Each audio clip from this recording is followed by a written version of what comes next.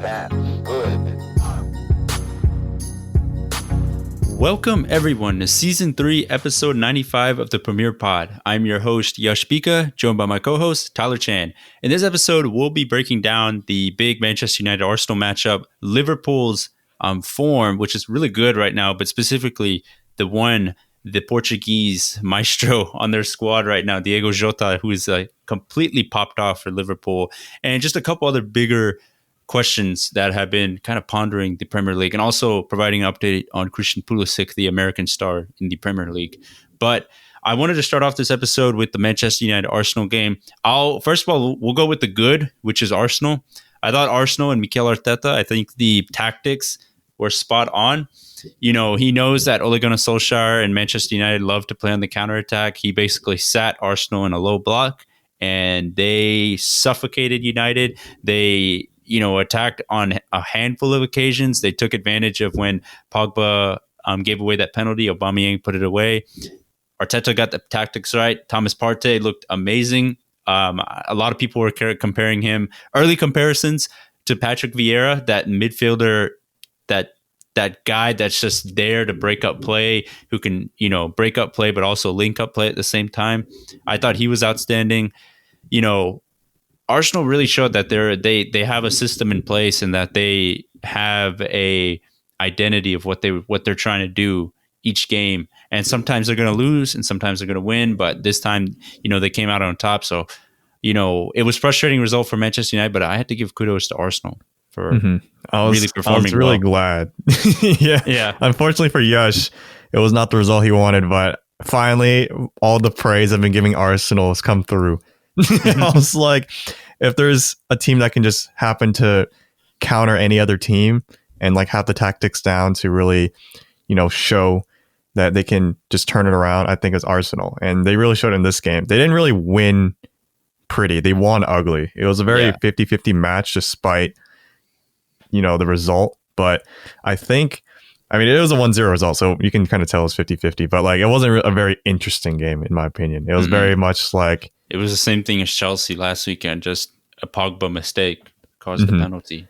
So, I think, I think with Arsenal, sorry to interrupt you there, but I think with Arsenal, I think the interesting thing with them is that their biggest thing for under Arsene Wenger over the latter stage, and then with Unai Emery, was that they could only win pretty. They could not win ugly. And with Arteta, you're seeing, even with the FA Cup, when they basically won the FA Cup, and now that this is their first win against a top, quote unquote, top 6 side away since I think it was like 2015 or 2014 at the Etihad against Manchester City. So it's been a long time coming, but a lot of people go back to that performance in 2014 and they said, oh, the reason they were so successful is because they had they dug in, they got stuck in, everyone was doing the dirty work that needed to be done, and they got the win. But now we're starting to see under Arteta that they're starting to do that again and wanting to do that for the team, and they're starting to win. So, I think Arsenal, this is kind of like that next step they needed to take, getting over this hump of beating a top 6 opponent away from the Emirates. So I think they've done a good job. And they also have no nonsense defenders finally in their defense. They got Gabriel, man of the match, and then Rob Holding back, and also Kieran Tierney playing left center back, which I'm not very opposed of. I prefer having faster center backs. So this is pretty impressive. And it kind of begs the question, Yash. It's like, do you want to win, like, no matter what, even if it's ugly, or just like always play beautiful football? And it's kind of weird that I kind of figured over the years of just watching, it's like, I feel like you have to choose. Unless it's like a very, very rare situation, like you have Messi and Xavi and Iniesta all on a team. And like, then you can do a little bit of both. But I feel like even with Liverpool last season winning the Premier League, there's a lot of games they won where it was like really ugly or like really scrappy. Like they did not play well, but they managed to get the win.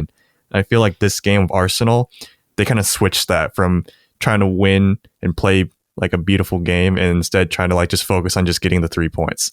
So that's like a new kind of move for Arsenal, I would say. No, and not to spend like too much time on Arsenal, but I think that is interesting. And I think even I know we say they played ugly, but there were still a lot of instances where we saw Thomas Partey just gliding through the midfield with the ball. I mean, the way he was gliding through the midfield just reminded me, like, Pogba was playing that game, but it was literally like Pogba was not Pogba, and Pogba's ability was in Thomas Partey. The way he was just gliding through the midfield, linking up play. I mean, he was, there was a time when Pogba was on him and he just like brushed him off like he was nothing. And that's hard to do. Pogba was like one of the more bigger, dominant midfielders. Like, Pogba's the one usually doing that to other midfielders, and Thomas Partey was just doing that to everyone. And, to the lead up to that penalty they had, I mean, you can go back and watch it. They were linking up a lot of passes. I think they had close to like 15, what I remember at least, of 15 passes linked together by the team, whether it was from the goalkeeper to the center back to the left back to the midfielders to back to front. It was still, you saw that pattern of they're going to play with possession, but they're going to do it. They don't necessarily have to do it the most prettiest way all the time, but when they do it, it's going to suffocate you. And, credit to Arteta, he did it. But going back and like moving the conversation towards the other manager that was on the sideline was Ole Gunnar Solskjaer. And my gosh, it has not been a good couple weeks for Solskjaer in the Premier League. And just now in the Champions League today, we're recording on Wednesday, they just lost to Istanbul Başakşehir. Başakşehir. Yeah, Başakşehir. They lost 2-1. And, we're going to talk about the game just in a little bit. But, man, it really feels like with Ole Gunnar Solskjaer, the frustrating thing about it is that I feel like, you can literally go back from when this podcast started, when Solskjaer was hired as an interim manager, then when he was confirmed as full-time manager, then even last season. Sure, there have been some moments of where, like, I have been on the teetering pole of whether I really want him as a manager, but I've stuck by him. I've supported him. I backed him. I haven't been one of those guys that's, we lost to Newcastle, we need to blow up everything, get Poch. I was like, yeah, we lost to Newcastle, but, it's a long process of getting everything together. However, Ole Gunnar Solskjaer's management in terms of his style of play, it's so reliant on the counterattack. And I know there's managers like Jurgen Klopp who rely on the counterattack, but with Klopp, there's at least a style of play in terms of, even if they are facing a team that is going to face them in like a low block, they still have those patterns of play, or they know what to do to get out of that situation. They're not just relying on individual brilliance all the time. And I feel like with United, as soon as they go 1-0 down, or if they face a team that's not going to go forward so they have a chance to hit on the counterattack, they basically have to just rely on individual brilliance of Marcus Rashford, Paul Pogba, Bruno Fernandes. There's no consistency of what they're trying to do when it comes to attacking. It's all just based on predicated on the counterattack. And I think this season, especially, I think in the Premier League, we're seeing that his side is getting caught out a lot in terms of tactics. It's been working a little decently in the Champions League against PSG and Leipzig, but when it comes to the Premier League, he's just been outmanaged and out-tactic by pretty much every coach. I look at Roy Hodgson, came in there, got a 3-1 win. Arteta's outmanaged him. Mourinho's outmanaged him. And it's just one of those things we're starting to see a pattern of. The team, like when they go 1-0 down, or if they face a team that's just going to sit there defensively, there's just not enough play within themselves. They just don't know what to do. It's either they get the ball out to the wing, they pass it back to Luke Shaw. Luke Shaw has to like whip in a random cross. And literally the past 2 games, they've just been hoofing balls up into the penalty box for Harry Maguire, almost a la Marwan Fellaini. It's like, we sold Fellaini, so we don't play that type of style, and yet we're reverting back to the same, just hoof it up into the box, and hopefully Maguire can get his head down and, they can get a scrappy goal like that. And that's fine to do every once in a while, but the fact that we're going back to that strategy almost every single game now, it's a little worrying. And for me, I think this is the time where I'm starting to feel where Ole Gunnar Solskjaer is not really the guy that's going to take us to that next level. Because if you look at the United squad, honestly speaking, if you look at it like, non-biased or anything, I think it's good enough to get in the top 4 comfortably. But they're just unfortunately they just don't have the manager that's going to take them there. And I think he's done well. Before I get into the rant like that, I wanted to hear your thoughts on like the on what Solskjaer. I know you've been like hit and miss on Solskjaer like a lot of people have, and for me, I've just backed him for a very long time. Mm-hmm. I think I was telling this to someone else, and I feel like there's this philosophy where there's coaches that are like in two different camps. One that's really good at like developing players, and then one that's really good at making the most of the players you have and then getting the victories that's required. So I feel like Ole Gunnar's a really good coach in terms of like bringing out the most out of like the youth and kind of like bring out the potential of what a player could have. Like Marcus Rashford, he became a lot better player. Mason Greenwood kind of came out of this. And also like McTominay even too, McSauce, as we like to mention on the pod. And such. Yeah. Like before Ole Gunnar came in, it was very much like, oh, they had the potential and like they were going to be good. But like once he had the time to develop them, then like you kind of showed, as you've been saying, like those little instances that they had to carry the team to get the victory, or like they couldn't rely on the counterattack. So like it was like up to Rashford to just skill out and just get a goal and just win that way. Mm-hmm. But I think that is a part of Ole being at the wheel that really kind of helped United, because as one of our other listeners, Alec, also mentioned to us, he was like, I think it's a much better state what United are in right now than what it was when he came into it. Yeah. But right now, I think we just need that transition, is what he was saying, to the next manager, where someone like, Pep Guardiola, he's usually the one who comes in when the team is already ready to go. Like he's not really the one who comes in and fixes the team. It's like a team is like ready to win a championship, you just kind of bring him in. And that's also like with Jose Mourinho and kind of things like that too, where it's like he kind of comes into a team that's like already basically done, and then maybe add one or two pieces to kind of fit the manager a little bit better in terms of style. But like by the time those managers come in, it should be like already prepared to like, all right, we're going to win the title like this season. So I agree. Think that's what you guys are looking for next, but it's kind of sad to see the Ole at the wheel era come to an end.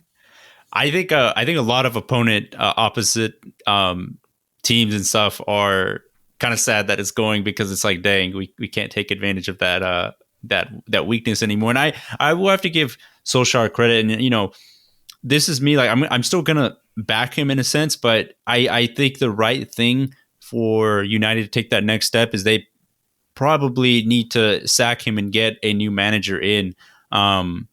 And the frustrating thing is, it's one of those things where, like, it's still, a new manager's not going to fix all the problems, because the board is still there where they're really reluctant to spend and, get the players that the manager needs right away. But I also wanted to point this out with Solskjaer, is that he has done a very good job of basically guiding United away from that tumultuous post-Mourinho era, in terms of getting rid of a lot of players that just either dead wood, or players that just were hogging up the wage bill, players that were just not playing for the badge. Players, he got rid of a lot of players like Lukaku, Alexis Sanchez, and just, the list goes on and on. There's so many that they're just like not coming in my head, but I think he's done a good job of getting rid of those players and bringing in young talent and developing them, and basically putting United at a much better position now than they were 2 years ago when Mourinho was sacked in the middle of the season. So I think for the most part, he's done a good job, but I think now it's starting to become clearer that they need another manager, like almost like a world, like you said, like that manager that's going to come in and just take that next level step to get them to where they need to be. And yeah, I mean, I think it's just plainly obvious when you have players like Bruno Fernandes, Marcus Rashford, Martial, Pogba, Donny van de Beek, Juan Mata, and they can't break down a single opponent. They just look completely lost. And I think when you see that, it's like you have so many talented players, but they can't break down a single opponent. I think it kind of, you have to point the finger to the manager. So yeah, I think they need to make the move for someone new. And a lot of people want Poch, and I want Poch too. But I would say, real quickly, Tyler, if they were supposedly to sack Ole in the middle of the season, do you think Poch, if they did hire him, would take him to that next level? Or do you think they need to go for like someone like Nagelsmann from RB Leipzig, who ironically Ole beat 5-0, or someone like that? Or do you think Poch is the right guy they need to go for? I honestly think Poch he's very experienced in the Premier League, and he's brought that Tottenham team from 6th, 7th place, kind of like Klopp did with Liverpool, up to a top 4 team. And under Poch, Tottenham never won a trophy. I will say that. And that's kind of what Tottenham does as a whole club. But he brought them to the Champions League final, which was crazy. That's true, but they didn't win. And I feel like that's the big part, though. They didn't bring in a manager that has won stuff. Klopp, when he was at Dortmund, he won the title with them, and he also won the Pokal, DFB Pokal as well. So he's won a few trophies while at Dortmund. So he had the right mentality and the right ideas to know how to win a trophy. But Poch hasn't done that yet, and maybe United could be where he does it. But I feel like it'd be a little bit better if they brought in a manager that has trophies in his cabinet already and had a winning formula. But then again, you saw that kind of all go wrong when Jose Mourinho came in. Yeah, and there was a United fan that put this tweet out. There's every manager post Sir Alex Ferguson has either been the right one at the wrong time or someone that shouldn't have been there in the first place. And I think for Mourinho, unfortunately for him, if he were basically to inherit this squad that Ole has now, I don't know. I feel like this squad could basically challenge for a title under Mourinho. I mean, it pretty much has all the pieces that he would need. He may need to add a couple more here and there, but I think the reason, this is the last thing on here, but I think the reason a lot of United fans are infatuated with Poch is that he plays this very progressive. There's a clear style that we saw with Tottenham, very attacking, high press, work really hard as a team. They're going to create a lot of chances, but they were also pretty strong defensively as well. I know the last season with Poch, it was a little bit different. The defense was going wary, but for the most part, defense was solid. The system was solid. The play style was attractive, fun to watch. And I guess United fans are still in love with the fact that they could get a manager that if it all goes well, he could be there for a long time and kind of be not a next Sir Alex Ferguson, but almost be that next guy that's going to be there for a while, not someone that we need to chop and change after a couple of years and such. So it's one of those things. So I don't know. I think Poch would be, me personally, I think Poch would be the perfect fit. I think he would have the pieces and tools, and I think he would kind of want to show that, hey, I can take a team to win a trophy. I can do it now after, that time with Tottenham and such and learning. So I don't know. It's still up in the air, and there's still a lot of jobs in the European, big European clubs that could be looking for new managers as well. So United, if they do intend to sack Solskjaer, they're going to be competing with a bunch of other clubs. But not to spend the entire episode on United, we wanted to quickly mention Chelsea, who picked up a big Champions League win against Rennes today. But in the Premier League, it was some bad news because Christian Pulisic was in the starting lineup, got hurt in the warm-ups, kind of tweaked his hamstring. Lampard basically said it's not as serious as they thought, so he's still going to be good to go, maybe an extra week of rest and such. But this is kind of worrying. He got called up for the U.S. men's national team squad, which is good. However, I'm just kind of worried here because Christian Pulisic, he's showed in flashes at Chelsea the type of player he can be, which is a really exciting, really good player. But he just can't stay healthy. He keeps getting injured. It seems like whenever he gets some form, he gets hurt, and then he's out of the lineup, and then he gets back in the lineup, gets hurt, and it just keeps repeating. So I don't know. Is it one of those things he could just become one of those guys that's really talented but just can't stay healthy? I really hope not, because you know, Premier League is a very physical environment, so I could see that.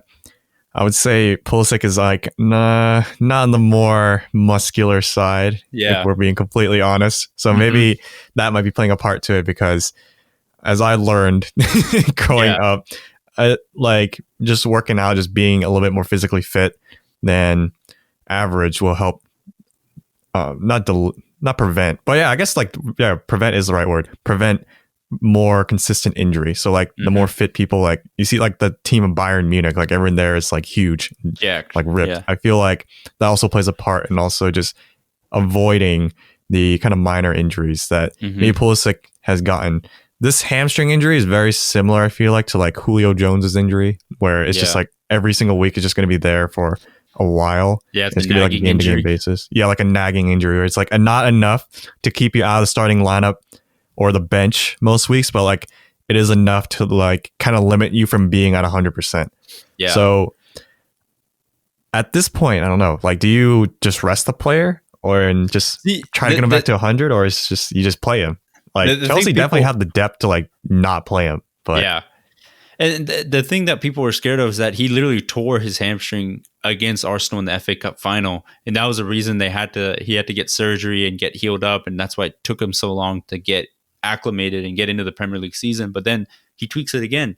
So, you know, a lot of fast players have this problem where they do have hamstring problems because they're so fast, but I really hope that he can figure out a way. I hope this is not, I'm praying that it's not one of those things that turns into maybe like a Jack Wilshere where it's such a talented player, but just can't get out of his injury ways. And I hope the Chelsea staff, medical team, like really pay close attention and figure out ways to prevent injuries, because it'll be such a shame if, you know, Christian Pulisic can't develop into the potential of being a superstar that he could be.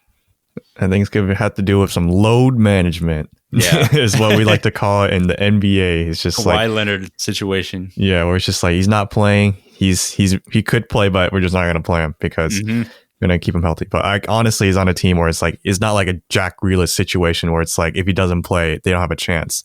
Yeah. So I think he's like a nice to have for Chelsea. And although it kind of takes away some time for him to develop, I think as an unlicensed doctor, I think he should probably rest.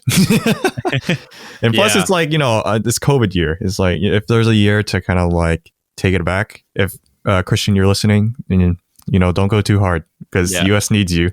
And also, if I saw this recent statistic for the US men's national team where everyone that's a midfielder or forward, the oldest player was Weston McKennie, who's 22 years old. According to like the last starting 11 for the US national team. I was like, wow. Yeah.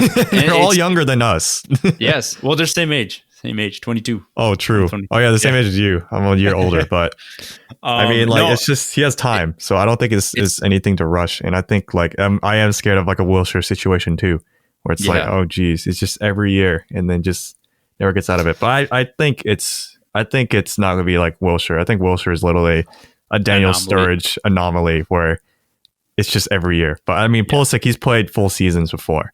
So especially at Dortmund too. Yes. So I think it's just going to be just a one-time thing, but hopefully just continues to stay healthy and kind of develops that, you know, tech. But random, I missed that like woman doctor or position that was with Chelsea. That was a very iconic person. Oh, I wonder, how much that person plays a factor into like the fitness of the player. Yeah, I wonder too. I think, you know, I'm not a sports physician or anything, but I feel like a lot of it is all interconnected, like what you eat, how you train, how you recover and stuff. Like Russell Wilson, I think, said that he spends $1 million just on his recovery. And like in terms of like meal, like chef, like getting meals, recovery and everything, just so his body's at tip top shape. So it's if you want to be in like good shape and like avoid injuries, it's going to require a lot of investment up front. But hopefully Pulisic's injury woes can get better. But moving on to Liverpool, they beat West Ham 2-1. The last goal they scored, that beautiful Shaqiri assist to, I believe it was Jota. God, Diego Jota, I mean, this guy may end up becoming like signing of the season in the Premier League. We all thought it was going to be Thiago from Bayern that was going to be signing of the season, but obviously Thiago got diagnosed with COVID. He's been a little bit slow. And when he has played, he's been playing pretty well. But man, Jota has been lighting up the Premier League and the Champions League. And I think he's up there in the leaderboards in terms of the most amount of goals scored in his like first 10 or 11 Liverpool appearances. So, man, good signing on Liverpool getting Diego Jota like this. It was a very random signing when it first came to. Like when there was no build up to it. It was just like, oh, we got him. it was like Fabinho. Exactly. It just kind of came out of nowhere. Almost like the same price too, like 40 million pounds. So, and I was very glad to see Jota kind of get into the team as quickly as he did, because it does take time. Although he played in the Premier League in prior seasons, which might have helped, because like you see like Thiago is not playing every game, and he's of course he's injured, but like he's not. It's a lot easier for Jota to get acclimated into the gameplay because like he's already used to the Premier League pace and all that. And I also feel like to kind of go back to just like the fitness overall of a team and how it's set up, like from the positions, the physical, the physio staff and all that. When Klopp came in, he also revamped that entire system. So he brought in like most of Bayern Munich's staff, if I remember correctly. So ironically enough, I think that is what helped shape like the Liverpool players to also be able to like, you know, commit to the gegenpress and also have like 90 stamina, like in terms of like statistics, like 90% stamina and like FIFA stats. But this is not a team you can just slide anyone into in terms of like the physicality of it, in terms of like endurance and everything. So Jota just came in and took Firmino's spot, and Firmino's spot, he's very much all over the place in terms of the field. Firmino is one who's playing striker, but then you can see him playing deep midfielder at times too. And Jota basically took that position by the helm, and then also now is scoring the goals, which Firmino has been getting a lot of stick for not getting. Yeah. Like it's always been the talk between us two, even on the podcast, is like, can Firmino get those goals? And Jota comes in, is like, I can do it. And he got a hat trick against Atalanta in the Champions League. So, and he even scored the 10,000th goal of club history for Liverpool. So he scored the 10,000th goal. I don't know why I'm like having this be a tongue twister for me, but but that's like a pretty big accomplishment. So he's officially in the record books forever because of that. You know what's funny? Scott McTominay scored the 10,000 goal for United last season against Norwich. Oh, really? Yeah. So that's just it's just funny. Those players will just remain in the record books no matter what they end up doing in their future careers. So there you go. Time to get a Jota jersey and a McTominay jersey. It's like, look, I saw it. I think with Jota, I think what's interesting is he came from the Wolves side under Nuno Espirito Santo, which is a side that also works really hard off the ball, with the ball. And I think that honestly probably helped him a lot. But, you know, it's so funny because this signing is literally the epitome of what Liverpool and how Liverpool have built this Premier League title winning side. Mane, I felt like, was sort of the same type of signing, or Wijnaldum as well. When they signed them, you know, it wasn't these world sort of like these world beaters where you already knew what you were getting. It's like, okay, they were good, but what can Klopp do to make them go that next level? And Jota is the same thing, where we saw flashes of what he can be, and now we're seeing Klopp developing him into, I'm not going to say, you know, up to the Mane Salah level, but being one of those good players. And I think it's one of those signings where it's just Liverpool have done it again. It was really like, it really does bring me back to that kind of like scenario, because like, yeah, literally when I saw Mane come in, like I knew he was good. And then when I saw Genie come in, it was like, oh yeah, I know he's good too. But I just feel like Jota, like you kind of knew what you're buying when you got him. It was like, yeah, he's like a good player. But like the things he's done in the games he's played, the minutes he's gotten, it's like, well, I didn't know he had that in his locker. It's like, whoa. Yeah. It's like exactly. It makes it look like the game is so much easier when he plays, because he's a very two-footed player. So he can shoot with either foot, he can pass with either foot. And from what I've been seeing too, he has a lot better dribbling ability than I thought. Like he's able to get past players a lot more smoothly. Like, not going to say like Hazard level, but like some of the moves he did, I was just like, all right, that's not something that everyone can do. And I feel like we have a very special player, and Firmino, he's going to be kind of sweating a little bit, because I like, based on that Atalanta starting 11 where Jota got the position over Firmino, that could be saying something, because you know, Firmino's been going through the season so far, just like getting that starting role because of just historically he's been, you know, been that guy. But now with Jota in, it's like, will Firmino step up, or like, will Jota just stay here? Because now for this weekend, which we'll get into in a sec, like I think Jota's for sure is getting that starting 11 spot. And like, I think he's for sure going to get a goal. Like it's at this point, it's like, holy cow. It's a little early to hype, but I'm like, from what I've been seeing from him play, it's like, what? It's like, this guy's insane. How do we get him for 40 mil? Exactly. And I thought it was funny after that Champions League game, Klopp was quick to just say, you know, oh, Firmino Bobby's done so much for us. It almost just, when I was reading the quotes, it almost felt like normal coach speak of, in football, American football at least, it's always like, oh, the other team works hard. We got good players that are going to play for us, that work extremely hard and such. I just think that's just one of those things Klopp kind of threw out there, in terms of gamemanship of just, calming the media storm of like the Firmino stories. But I honestly think you have to play Jota. You got to play the guy in form. I think Klopp has been, at least from the outside, it's shown that he has played players that are in form. It doesn't really matter whether you've been there or your prestige and such. He's not afraid to go for the players that are more in form and such. So I think I personally feel like unless Jota does something really stupid, I feel like he kind of keeps that starting role for the time being.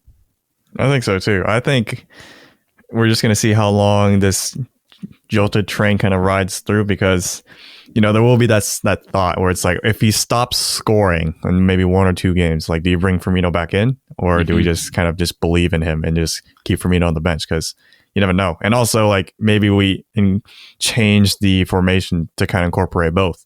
It's going to be a question and something to keep our eye on for the next few games coming up, because this formula that Klopp has had, it's always been, these front three, like Firmino, Salah, and Mane like for 4 seasons now. Yeah, like 3 or 4 seasons at this point. And it's been working every time. And then the midfield is always like three box-to-box midfielders. Usually it's Gini, Henderson, and Keita if he's healthy, but more often or not, it's like Milner. Yeah. So I think for this, it's going to be changing up the formula a little bit. And it's been showing that it's working, because like at the very beginning of the season, Liverpool were kind of like all over the place. But now Jota in, it's like, all right, now we have some stability. It's looking good. So we'll have to keep our eye on this over the next few weeks.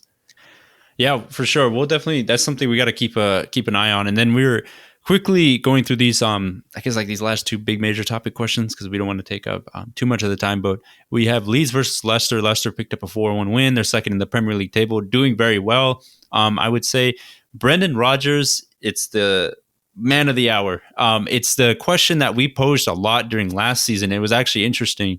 Eric Krakauer, when Leicester were going through that amazing run of form where they were just, it literally looked like they were challenging Liverpool for the title.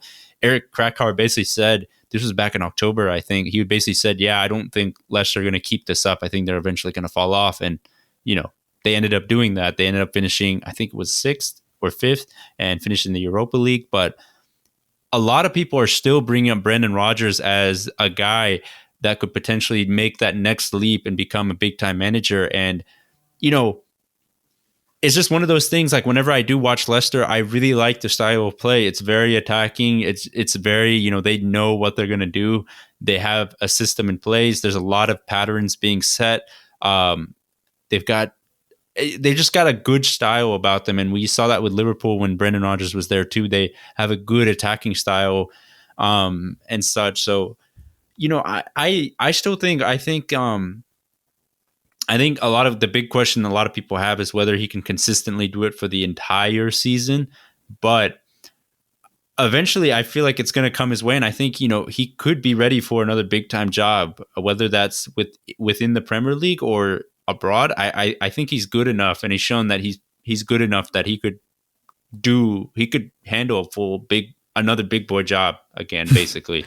Big boy job. Yeah. Not to say Leicester City isn't, but obviously a caliber of Manchester United, Liverpool, one of those gargantuan clubs that are just mega huge. I'm still always going to be on the train where I think Brendan Rodgers will always be in that kind of bucket of just a very good coach that can develop the most potential out of the youth players and really get the most out of their players.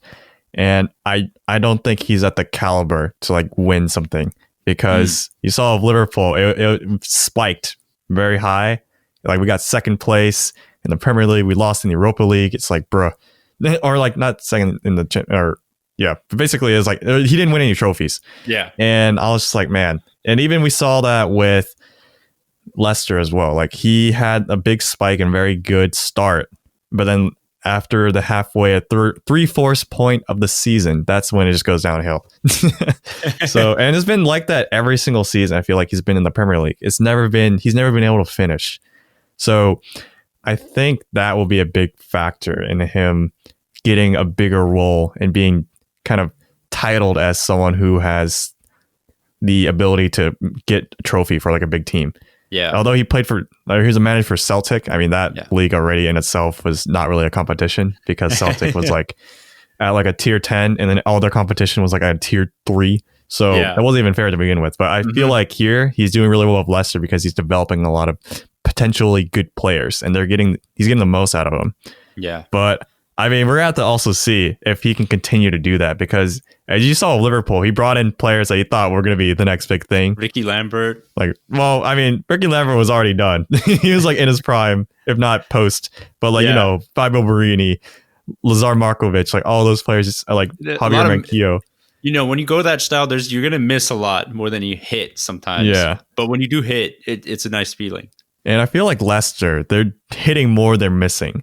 Yeah, so they got a good scouting department. I will say that it's not just Rodgers. I think their entire scouting department has been phenomenal. The way they just find talent is crazy.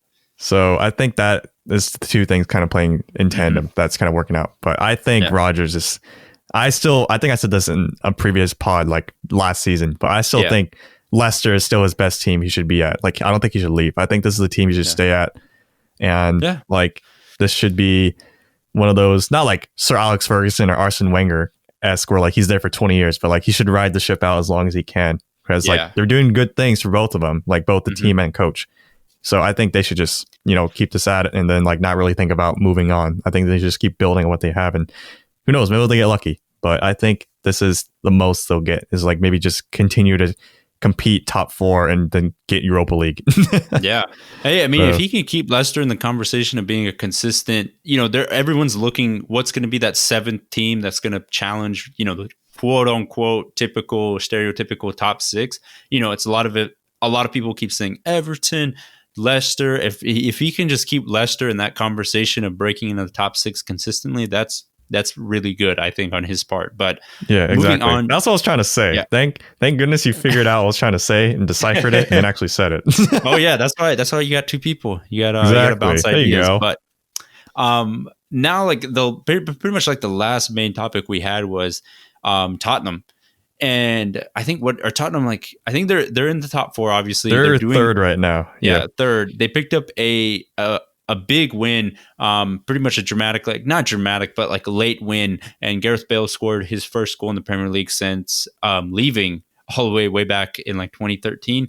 But Tottenham, they had that mishap in the Europa League, but for the most part, they've been pretty solid in the Premier League. A couple hiccups here and there, which you can probably put down as the shortened preseason, the amount of games that are coming thick and fast, but you'd be surprised. Mourinho is actually, they're one of the top scoring sides in the Premier League. They're scoring a lot. They don't concede that many goals.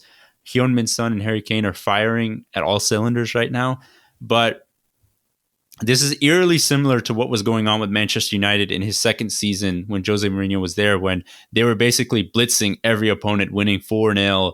Pogba was scoring. Martial was on fire. Lukaku was on fire. Rashford was scoring. And then towards the middle of the season, it started to taper off a little bit, and we started to see really like classic Mourinho of just closing in and winning like maybe 1-0, 2-0, 1-1, 2-1 and such. So I'm just curious to see how long Mourinho is going to kind of let the shackles loose with this Tottenham squad. I wonder when is that point he's just going to, cut loose and just like pack everything together and just make it that classic Mourinho of just, being so hard to play against, and he just breaks every opponent down and then he hits you on the counterattack. So that's what I'm looking for. I think they're legitimate title challengers for the Premier League. I think they've got a great squad. They have a great manager. I'm just curious to see when that kind of moment will turn where he goes super hardcore with his defensive style.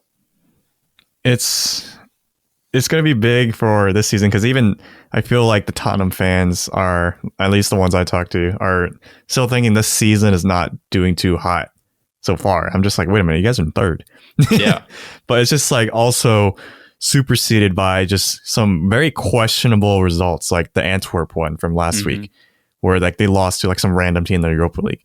Like there's still like those little questions. And then like Gareth Bale finally scoring, it's like, you know, it happened, but can he keep it up? It's still a lot of questions up in the air for how Tottenham are going to do this season. But I feel like because everyone else, kind of like how that Leicester winning season was, where like everyone else just kind of sucked. Like this season, there's a lot of garbage. Yeah, everyone is still not doing too. Like even Liverpool are kind of struggling. They're first place, right? They're in first place. Yes. Like Liverpool in first. Yeah, but I know what you mean. Yeah. It's been like scrappy wins. It's very scrappy. And it's not very like I feel like under Jota in this past few games, you're starting to see like the Liverpool of old, where from last season, where it's like, oh, it's like dominant. It's not going to win. It's not going to be in like the 99, 100, like Centurion mark. Yeah, I think it'll be like in the 80s. Yeah, like classic Premier League, like back in the 80s. So I think Tottenham do have a chance. It's just like, can they overcome and kind of answer all these questions of, can they kind of be more consistent? Can they get rid of all this kind of like random thing, like heads in the clouds is like, can Bale keep it up? Kind of like those lingering questions. Can he stay healthy? Yeah, can he stay healthy? I know they bought Vinicius, like as like the their striker. Backup. Yeah, not junior. Yeah, no, he still plays for Real Madrid, but like the backup Brazilian, another Brazilian striker. But you know, I haven't seen. You know, I'm just gonna be honest. I haven't seen enough of him to know if he's actually gonna be a legitimate backup striker. So, you know, they have Gareth Bale that can also play, but he also has a bad injury record. So it's gonna be one of those things where, you know, if you're gonna win the title, it requires a lot of luck in terms of injuries and staying healthy. So we'll see. So but I still think because of the season and COVID season, there's gonna be a lot of just random curveballs thrown at every single team. So it will be just kind of which team can best manage them and kind of overcome them. Because like clearly you see like City struggling, United fighting relegation. So this is a wild card kind of season, but we'll just have to just keep our heads up and just eyes open for all this. But we'll be sure to keep you all up to date with everything, of course. Oh yeah. But moving on to quickly the Champions League, I know we mentioned this result earlier, but Atalanta, Liverpool smacked them 5-0. Jota got a hat trick. I mean, beautiful goals from Mane and Salah. Pretty dominant display. I don't know if I know you mentioned a little bit of it. I don't know if you had any more things to kind of mention in this game. Not really. It's just very much a surprise. I was just like, ooh. Yeah. It was a dominant win. It was funny because hopefully they keep it going. Yeah, United beat Leipzig last week in the Champions League 5-0, and now Liverpool are doing 5-0. You know, what's the next Premier League club to win 5-0 in the Champions League? We'll see. But I wanted to quickly mention Manchester City. They're cruising in their group, but Ferran Torres, the guy that we keep making jokes about, has been showing up in the Champions League. He's been scoring a lot of good goals, and you know, they haven't been screamers per se, but there are a lot of goals where he's in the right position. He plays on the right as a right mid, but he's one of those players. He's a good dribbler. He's a really good technical player, and in a way, you can't replace David Silva. But I feel like, you know, a lot of people are saying like Phil Foden is the David Silva replacement, which I get, but I feel like this kind of he kind of embodies a lot of Manchester City, that Manchester City type of player that they've purchased in a lot of years with like Nasri, Silva and such, that kind of like very bad-mannered. Technically. Yeah, no, not bad-mannered, but I was going more for like their technical abilities, like very technical. It has, you know, good range of passing, good with 1-2s and such. So I think as much as we joke about him, I think he'll probably be a solid signing for Manchester City, because Pep Guardiola obviously knows how to develop players. So, and he's Spanish, so it's like a match made in heaven. Who knows? Maybe you'll see him play for the Spanish national team sooner than later. But he kind of reminds me of Eric Lamela, like literally in terms of the style of play, where they play, and the fact that he doesn't start. It's just Ferran Torres is shorter, and I don't know. We haven't really seen, as we've heard rumors that he's bad mannered, but like we haven't seen it to the antics of like Lamela yet. So I mean, I don't know. We'll see. But Ferran Torres is finally getting himself featured on the Premier Pod for not being a ghost and actually scoring goals. So hopefully we'll see a little bit more of him and then see what he can develop into, because This is, I as Jess was saying, I don't think he's a replacement for any particular player. I feel like he's more kind of brought into the team to kind of be Ferran Torres. Yeah. Like just be his own man. Because like I don't think he's trying to fill up David Silva's shoes or like, because at this point, as we learned from watching Barcelona, no matter who you bring in, you can't replace Iniesta or Xavi. It's like you'll be Frankie de Jong. Like that, you just have to remember that's who he is. It's just he's make the most out of him. Iniesta. Exactly. But then the last result, we already mentioned Chelsea beat Rennes, like they ran over them. But United versus Istanbul Başakşehir here. Yeah, I can't pronounce it. That's my apologies. That's my bad. But I've already mentioned this result. 2-1. They lost. Bad defensive errors. The first goal specifically. I mean, what were they doing? They left Demba Ba alone on a corner kick with Nemanja Matic, who's like one of the slowest midfielders. I got PTSD watching that goal. Yeah. I'm like, how do we let, as much as United fans, like any Premier League club has joked about Demba Ba running past the defense, how do we let Demba Ba run past our entire defense? And how is he still fast? Maybe that's what he does. Maybe that's just his game, you know? I'm like, how? I feel like gosh. Like Başakşehir here with the old classics of being like we thought Everton was, you know, the goodwill of the Premier League where they just pick up all the players that did not fulfill their potential and they just come to Everton. But no, it's actually Istanbul Başakşehir here because we see Rafael, the former right back for Man U. We see Martin Skrtel, center back, former Liverpool defender that was kicked from the Klopp era. And then Demba Ba, the Newcastle legend, or as a lot of people remember him for his Chelsea, the one thing he did at Chelsea, which was just ruin Liverpool dreams as Gerrard slipped. So here we go again. He does the same thing, the same run essentially. Yeah, and like, almost the same finish too. It was like literally the same finish. I'm like, this is literally like I literally saw that goal happen live, and then I was just like, I was like, the bad memes. Oh my gosh! I can't watch. Like I had to turn it off. I was just like, PTSD. I don't blame you. It was a bad game to watch. It was terrible. It was boring. It was one of those things. Like we already mentioned it. I don't have to message again, but it was one of those things that just looked lost. Tactics wise, they just didn't look like they could break down this team, which made no sense with the amount of talent they had. But yeah, another poor result for Manchester United. This really weird season for them. But yeah, that kind of wraps up the Champions League part. And then going into our preview section for this weekend, we have some pretty good matchups. Probably the first one I'll point out is the Everton-Manchester United game. They start us off on Saturday morning. This game is going to be very interesting because both teams have been in a pretty poor run of form. And Everton are obviously hosting Manchester United. So I actually will give the edge to Manchester United because in a lot of ways, they actually perform better away from home than they do at home. So I will go again with 2-1. I'm just going to keep rolling with Manchester United. Hopefully they win. I think for this game, Everton not having Richarlison has been really damaging for them because he got that red card and been banned for 3 games from the Liverpool match for trying to kill Thiago. So I think this is his 3rd game he's going to be serving that suspension for, and not having him for this game is really going to hurt Everton because Dominic Calvert-Lewin clearly can't carry on his own. And also, Pickford was dropped last game as a load management kind of situation, as Ancelotti would say. But I'm like, that's BS. Why do you have to load manage a goalkeeper? Yeah, Tim Howard literally said that was like some BS. Yeah, so in the nicest way. He was just in the nicest way possible. Yeah, it was like, I've never heard of it. He was basically like, I've never heard of a goalkeeper wanting to get load management. It's literally, that's like Tim Howard's one of the nicest people, I feel like. So it's like that's just him saying in the nicest way possible that Jordan Pickford is bad. He just got straight up dropped. Exactly. So I think Everton are not in a good way. They're just on a losing streak actually, which is hilarious as a Liverpool fan because people were saying they're going to be title contenders, but here they are losing to Newcastle and Southampton. So I think, man, you're also going to win this, and I think it'll be a lot closer. I think we 1-0. Oh, wow. Thanks for pulling for Manchester United. I appreciate that. But moving on to Leicester City versus Wolves, this game will be really fun because both teams are performing at pretty high levels right now.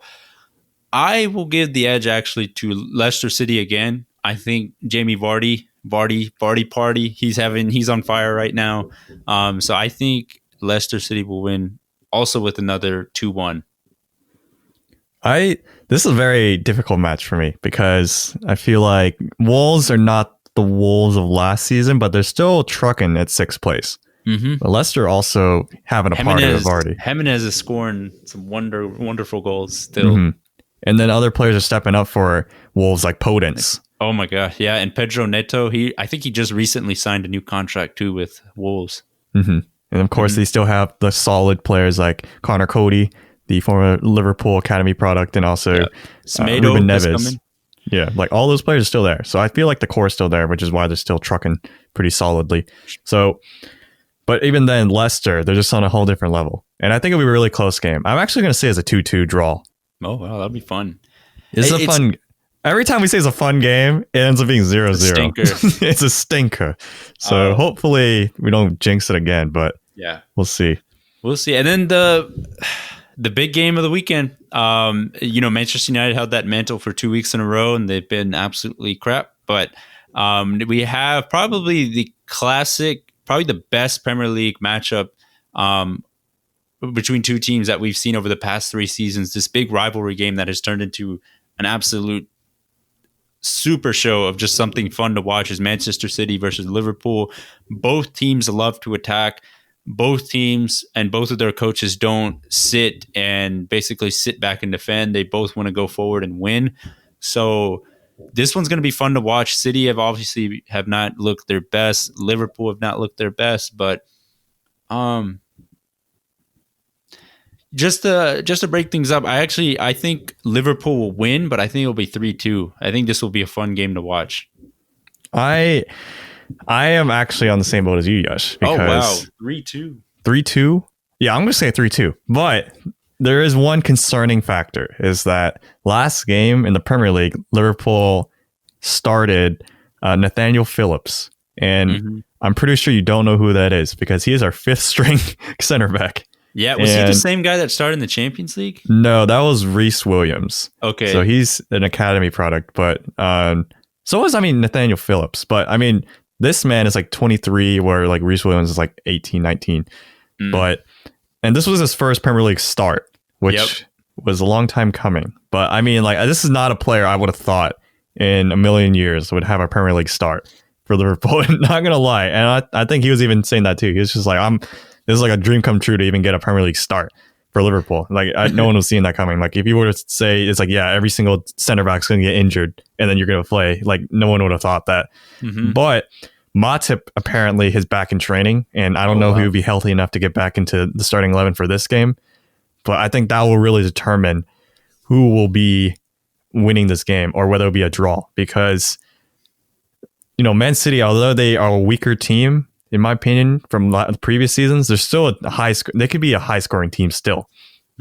So I think if they see a hole and they see like that center back position just a little weak, Pep Guardiola will definitely exploit that, like high press that, and then they'll milk in a few goals. But at the same time, Liverpool are just on fire right now with Diogo Jota, and Man City's defense is not any better. So it will be a high scoring game, in my opinion. Every single season, we've always seen this game as very high stakes. It's like almost like a preview of like a Super Bowl in terms of like a game, because it's always like it's. Pep Guardiola and Jurgen Klopp are like good friends. Like I feel like if Yosh and I were to manage two teams, this would be like our matchup. It'd be like us two, like that kind of friendship, kind of going at it. Exactly. But I think it's gonna be a 3-2 to Liverpool still. Yeah. I gotta believe in the team, and I think Liverpool is still the better team going into this one. So yeah, I think this will be really fun. Hopefully this game, we don't jinx it. This game has always kind of lived up to like that hype of being just a fun game to watch. So I'm hoping that it stays true, and I think it will be really fun because there's just so much talent on display between when these two teams play. But we'll see. We got some good predictions going on there. But yeah, that kind of wraps up season 3, episode 95 for us. Please make sure to give us a rating on Apple Podcasts. If you do, it kind of helps us out. Leave us a rating there. But obviously, if you don't, thank you for listening. And also make sure to subscribe to our YouTube channel at The Premier Pod. Follow us on Twitter and Instagram at The Premier Pod. Tweet at us. Send us a DM. We're always active there and everything. So yeah, we appreciate the support. And thank you guys so much for listening. And that kind of does it for us in this episode. Peace. Peace.